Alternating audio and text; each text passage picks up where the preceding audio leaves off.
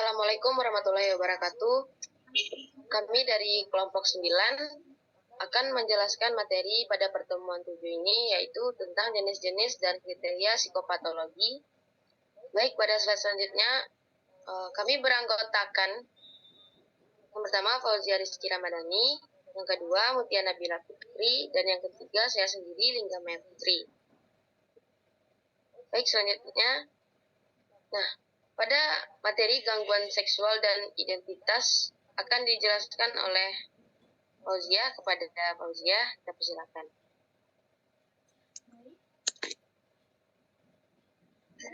Baik, materi pertama mengenai gangguan identitas gender atau yang biasa disebut dengan GIT.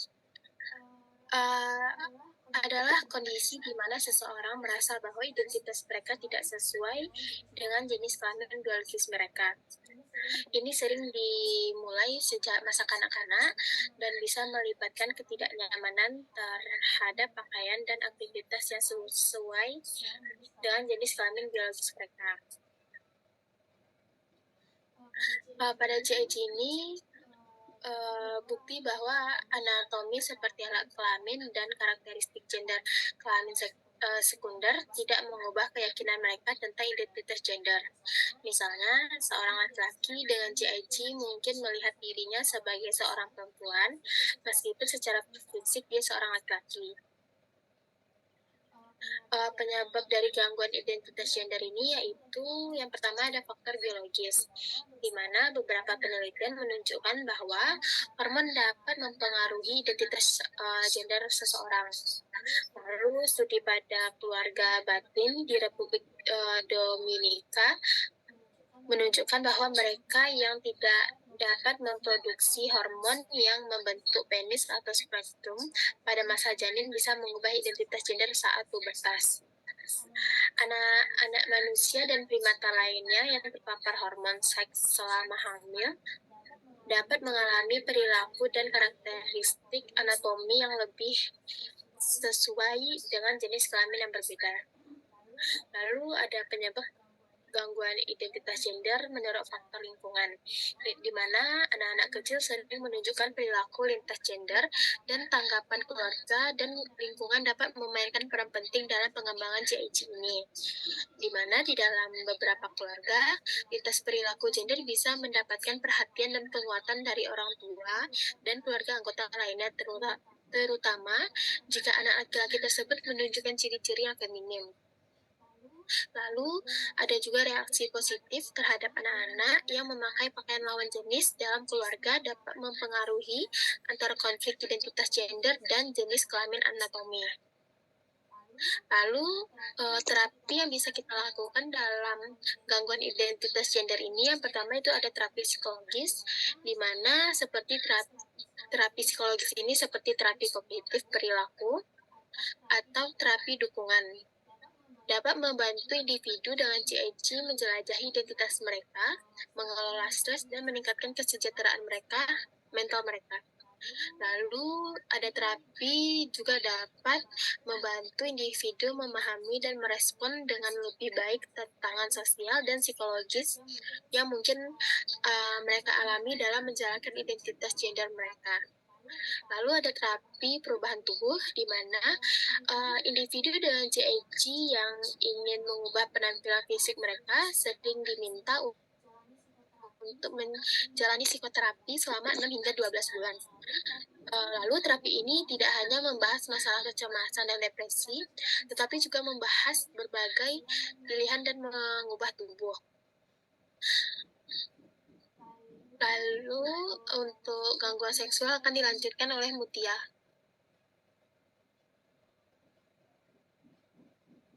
Baik, gangguan seksual sendiri itu ada parafilia. Parafilia itu adalah sekelompok gangguan yang terlibat ketertarikan seksual terhadap objek atau aktivitas seksual yang tidak umum. Kriteria diagnostik dalam DSM-5-TR merupakan ketentuan bahwa fantasi, dorongan, atau perilaku tersebut harus berlangsung selama setidaknya 6 bulan dan menyebabkan distres dan hedanya signifikan. Namun beberapa penelitian ahli klinis memperdebatkan relevansi kriteria distres dan hendaya Dalam diagnosis parafilia, banyak orang mungkin mengalami lebih dari satu parafilia, dan hal ini bisa terkait dengan gangguan mental lainnya seperti skizofrenia dan depresi.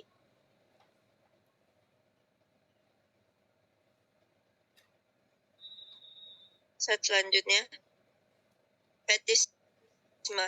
Fetisme adalah salah satu jenis parafilia.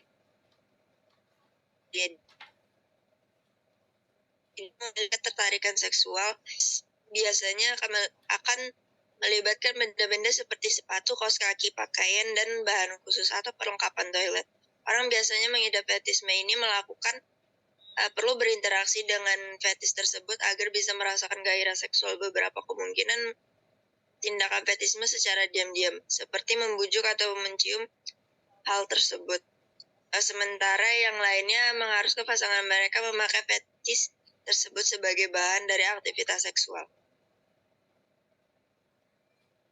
Slide selanjutnya, fetisme transvestik atau transfetisme adalah kondisi di mana laki-laki mengalami gairah seksual terhadap pakaian perempuan meskipun mengidentifikasi dirinya sebagai laki-laki.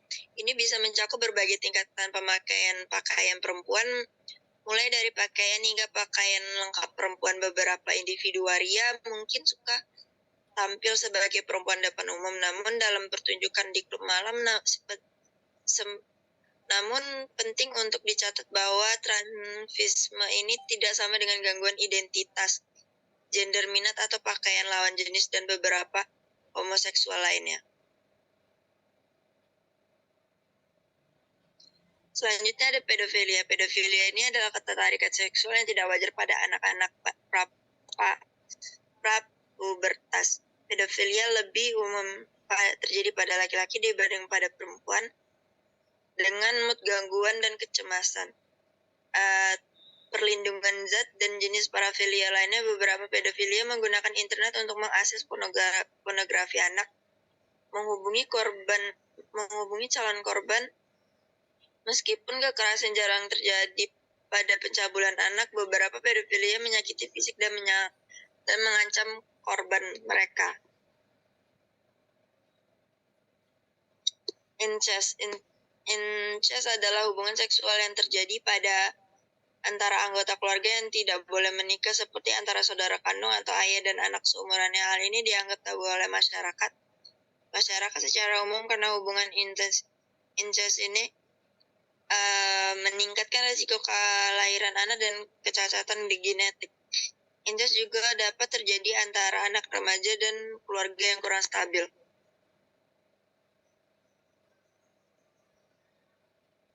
Baik, materi selanjutnya akan dijelaskan oleh Lingga. Baik, terima kasih kepada Mutia. Selanjutnya, disfungsi seksual. Pendekatan psikoanalisis mengasumsikan bahwa disfungsi seksual adalah simptom konflik yang direpresesi dengan fokus pada makna simbolik simptom untuk memahami etiologi dan panduan penanganan. Tema kemarahan dan agresi yang didepres bersama dengan tema pemuasan kebutuhan seksi dianggap bersaing untuk mendominasi dalam konteks psikoanalisis. Selanjutnya, contoh disfungsi seksual seperti ejakulasi dini pada pria atau vaginismus pada wanita dijelaskan sebagai ekspresi agresi yang berdampak terhadap figur penting dalam kehidupan individu, seperti ibu atau suami. Nah, pendekatan ini tekanan pada konflik psikologis sebagai penyebab disfungsi seksual dengan penanganan yang melibatkan pemahaman makna simbolik simptom untuk membantu pemulihan. Selanjutnya, deskripsi dan etiologi disfungsi seksual.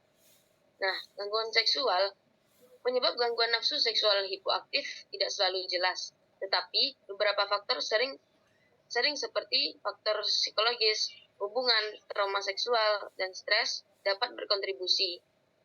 Komunikasi yang buruk dalam hubungan intim juga dapat menjadi faktor yang memengaruhi dorongan seksual.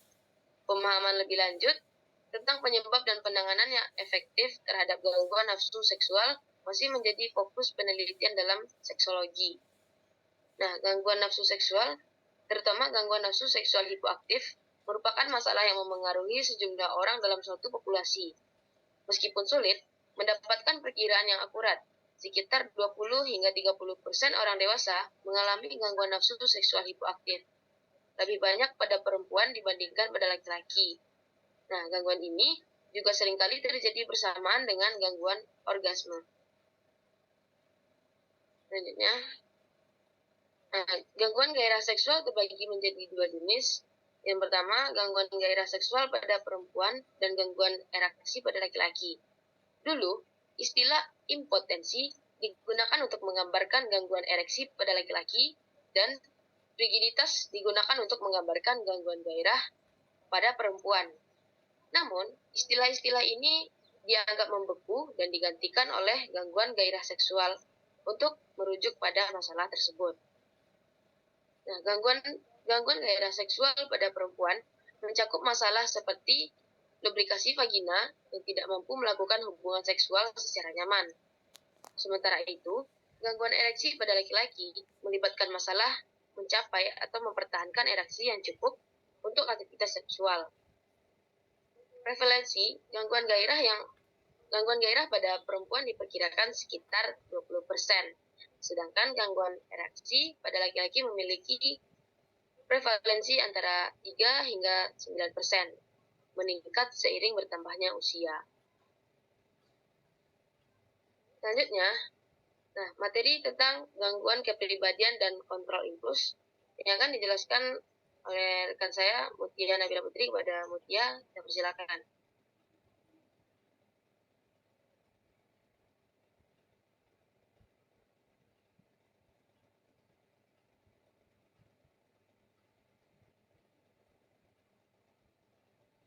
Gangguan kepribadian kontrol impulsif.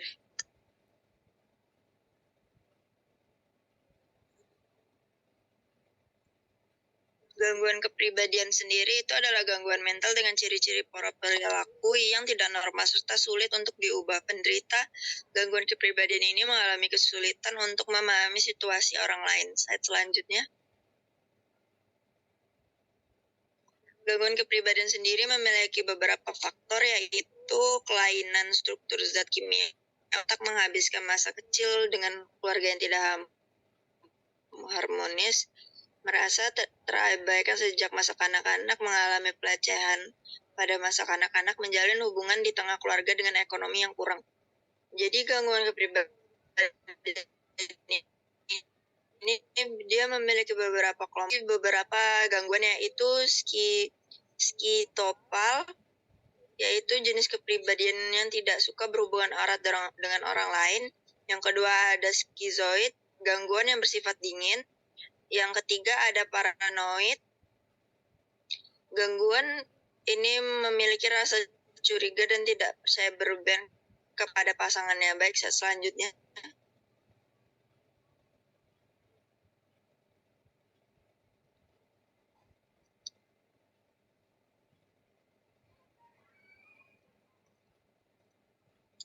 Kepribadian ambang yang mana ditandai dengan perilaku impulsif dan beresiko, emosi yang tidak stabil, rapuh, serta dorongan untuk menyakiti diri. Gangguan kepribadian historik mengakibatkan penderita cenderung cemas penampilan dan cenderung dramatis dalam berbicara dan sering mencari perhatian. Baik, slide selanjutnya.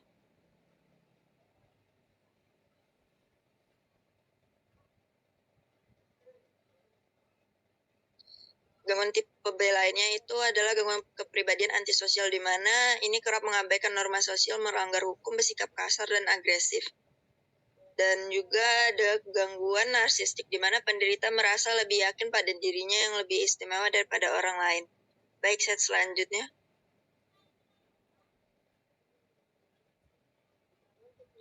Gangguan kepribadian tipe C itu ada gangguan kepribadian dependen, di mana gangguan ini ditandai dengan perilaku yang bergantung pada orang lain, yang tidak percaya pada dirinya sendiri. Slide selanjutnya.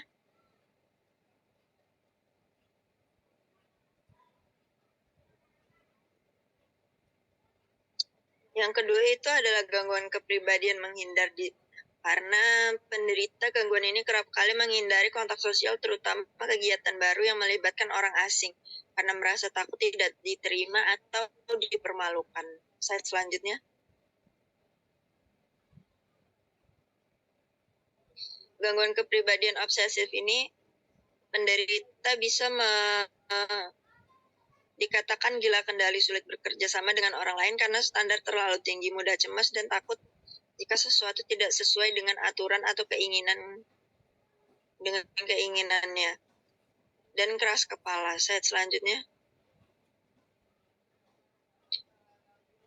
Gangguan kontrol impulsif. Materi selanjutnya yaitu adalah gangguan kontrol impulsif. Baik, slide selanjutnya. Gangguan kontrol impulsif ini merupakan sebuah jenis gangguan kesehatan mental yang ditandai dengan sulit menahan dorongan atau tindakan agresif. Faktor keturunan ini merupakan salah satu penyebab anak impulsif yang sering terjadi.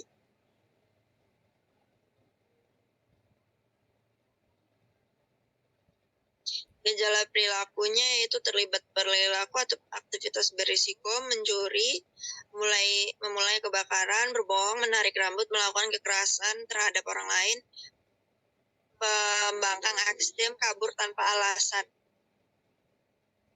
Slide selanjutnya. Gejala fisik yaitu banyaknya luka bakar di area fisik, cedera fisik akibat perlakuan tertentu, rambut rontok, adanya penyakit menular seksual. Slide selanjutnya. Gejala kognitif yaitu adalah pikiran yang mengganggu atau obsesi tertentu, dorongan yang tidak terkendali, lekas marah, tidak mampu untuk berkonsentrasi. Slide selanjutnya. Gejala psikososial, perasaan terpisah dari emosi dan lingkungan, agresi, agretas, dan ketegangan yang meningkat, kecemasan, suasana hati yang tertekan, perasaan yang bersalah, perubahan suasana hati yang drastis, harga diri yang rendah, penarikan atau isolasi sosial. Saya selanjutnya. Baik, saya kembali ke moderator.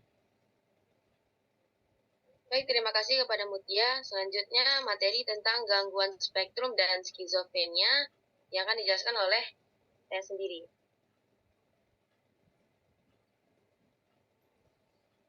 Nah, apa itu gangguan spektrum? Dalam konteks kesehatan mental, gangguan spektrum merujuk pada kelompok gangguan yang memiliki beberapa persamaan, sifat atau karakteristik yang serupa. Gangguan spektrum ini seringkali memiliki gejala yang bervariasi dalam tingkat keparahan, cakupan, atau manifestasi, dan mereka cenderung memiliki beberapa kesamaan dalam etiologi dan pemahaman ilmiah. Selanjutnya, nah, ada beberapa gangguan spektrum. Yang pertama, gangguan spektrum autisme. Nah, gangguan ini mencakup perkembangan lainnya yang serumpun. Gejalanya meliputi kesulitan dalam interaksi sosial, komunikasi terbatas, minat yang terfokus, dan perilaku repetitif. Nah, spektrum ini menunjukkan variasi dalam tingkat keparahan dan karakteristik. Yang kedua, ada gangguan spektrum bipolar. Gangguan ini mencakup gangguan bipolar tipe 1 dan tipe 2, dan gangguan bipolar tidak spesifik. Gejalanya melibatkan perubahan suasana hati yang ekstrim, termasuk episode depresi dan mania. Tingkat keparahan dan frekuensi perubahan suasana hati dapat bervariasi. Yang ketiga, gangguan spektrum skizofrenia. Nah, gangguan ini mencakup skizofrenia, skizofreniform, gangguan skizoafektif, dan gangguan delusi. Semua gangguan ini memiliki gejala psikotik sebagai ciri utama, tetapi tingkat keparahan dan durasi gejalanya dapat berbeda. Yang keempat, gangguan spektrum obsesif-kompulsif. Nah, gangguan ini yaitu memiliki gangguan kecanduan internet. Semua gangguan ini melibatkan pola pikiran obsesif dan perilaku kompulsif meskipun dalam tingkat yang berbeda.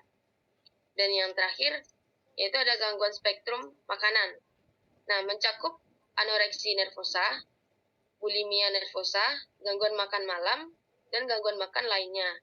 Semua gangguan ini terkait dengan pola makan yang tidak sehat. Selanjutnya,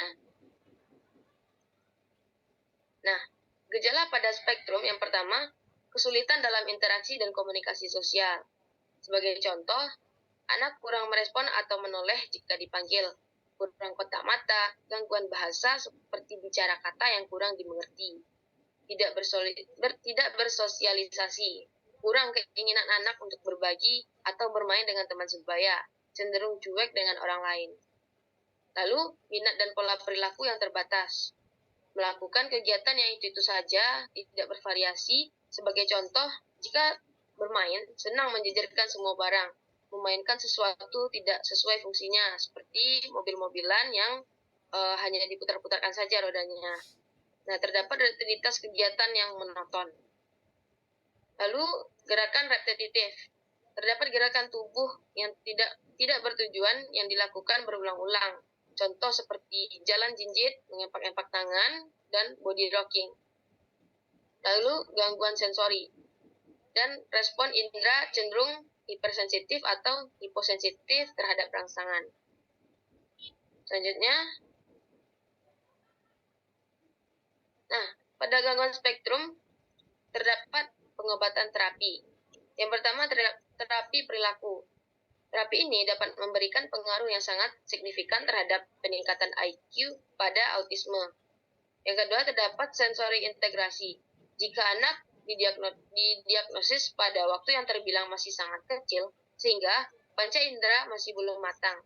Terapi ini dapat membantu anak menyatukan panca indera sehingga dapat lebih fokus, tenang, hingga dapat berkomunikasi dan berinteraksi. Lalu yang ketiga, teknik bermain oleh orang tua. Orang tua pun dilatih untuk memberikan stimulasi pada anak sendiri di rumah. Orang tua diajarkan teknik bermain yang kondusif untuk anak autisme. Metodenya adalah floor time.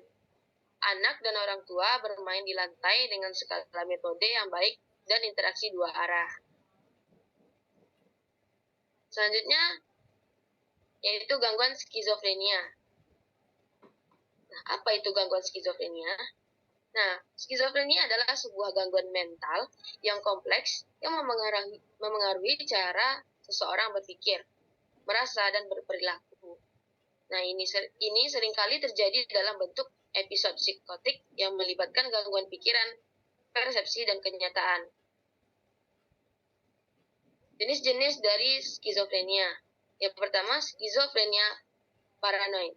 Ini ditandai oleh delusi dan halusinasi yang kuat. Yang kedua, skizofrenia disorganik melibatkan gangguan berbicara dan perilaku yang sangat bermasalah. Yang ketiga, skizofrenia katatonik ditandai oleh perubahan drastis dalam gerakan tubuh. Yang keempat, skizofrenia hebeplenik menampilkan perubahan emosi yang ekstrim dan perilaku yang aneh. Yang kelima, skizofrenia residual. Saat gejala utama telah mereda, tapi gejala ringan masih ada. Yang keenam, penyebab skizofrenia tidak diketahui, tapi faktor-faktor genetik, lingkungan, dan kimia otak mungkin berperan. Dan yang terakhir, riwayat keluarga dengan skizofrenia meningkatkan risiko. Selanjutnya, gejala. Nah, gejalanya yaitu ada delusi. Delusi itu keyakinan yang salah dan konsisten seperti percaya bahwa seseorang dikejar oleh agen rahasia. Lalu ada halusinasi. Halusinasi itu seperti persepsi palsu yang melibatkan melihat, mendengar, merasakan, atau mencium sesuatu yang tidak ada. Yaitu, selanjutnya gangguan pikiran, yaitu pikiran yang bergejolak, terputus-putus, atau sulit dipahami. Yang keempat, gangguan berbicara. Nah, kesulitan dalam berbicara secara koheren dan berpindah-pindah dari topik. Yang kelima, gangguan perilaku. Perubahan perilaku yang aneh atau tidak wajar. Dan yang terakhir, ada gangguan emosi. Perubahan suasana hati seperti apatis atau gelisah. Lalu ada pengobatan untuk gangguan skizofrenia. Pengobatannya mencakup terapi obat antipsikotik untuk mengendalikan gejala. Terapi psikososial seperti terapi kognitif perilaku dapat membantu individu dalam mengelola gejala dan menjalani kehidupan yang lebih produktif. Dukungan dan perawatan jangka panjang, yaitu yang pertama, orang dengan skizofrenia sering memerlukan perawatan jangka panjang dan dukungan keluarga. Yang kedua, terapi dan dukungan keluarga dapat membantu meningkatkan kualitas hidup mereka.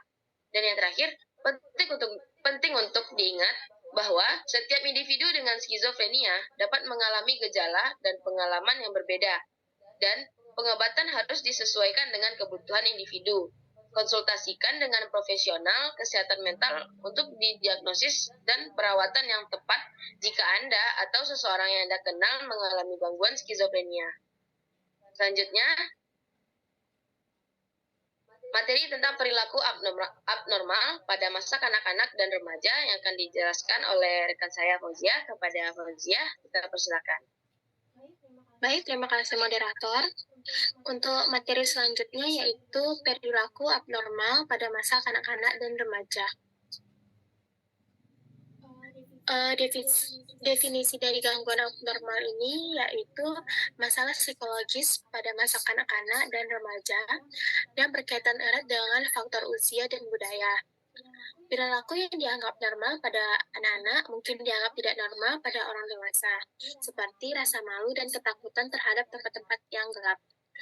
Kemungkinan budaya membantu menentukan apakah perilaku tersebut dianggap normal atau tidak normal.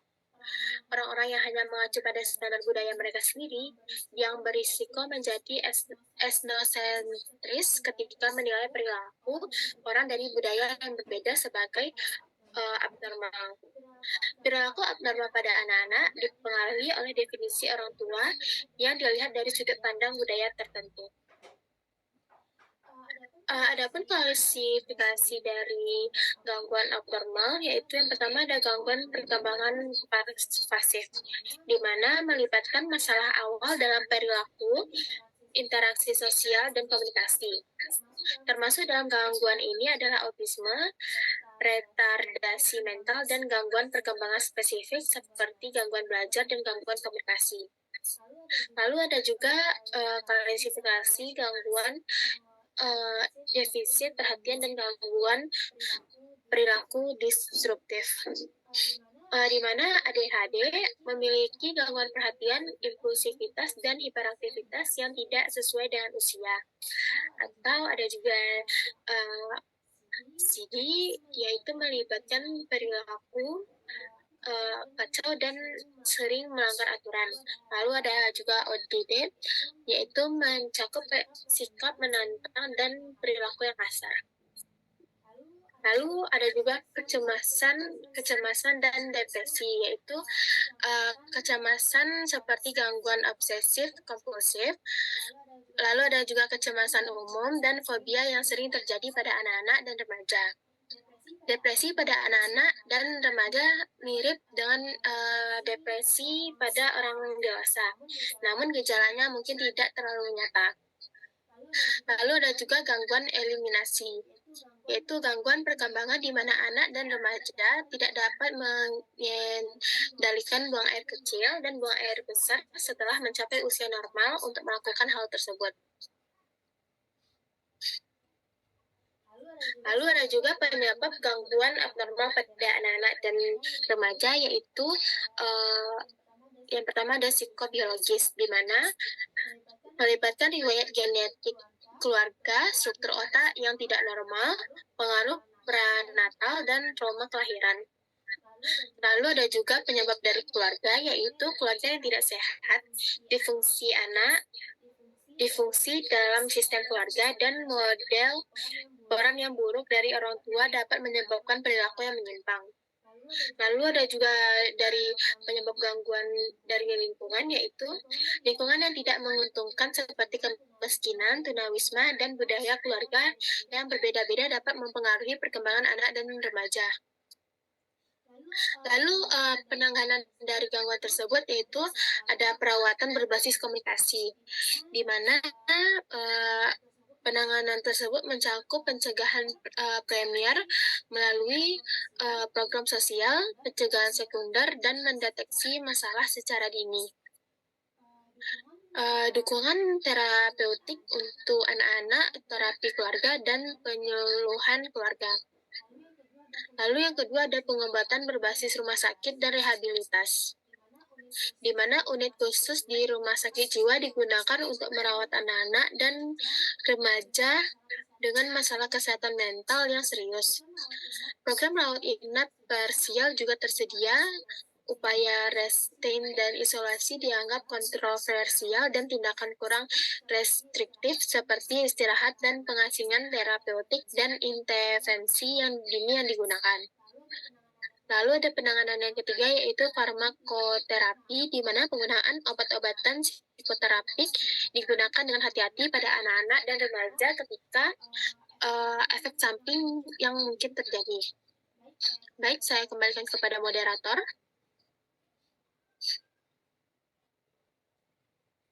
Oke, terima kasih kepada Fauziah. Baik, dengan berakhirnya penjelasan materi kami pada Zoom ini, maka kita tutup juga presentasi ini. Baik, maaf jika ada kekurangan kata atau ada kesalahan, mohon dimaafkan. Kami akhiri. Assalamualaikum warahmatullahi wabarakatuh.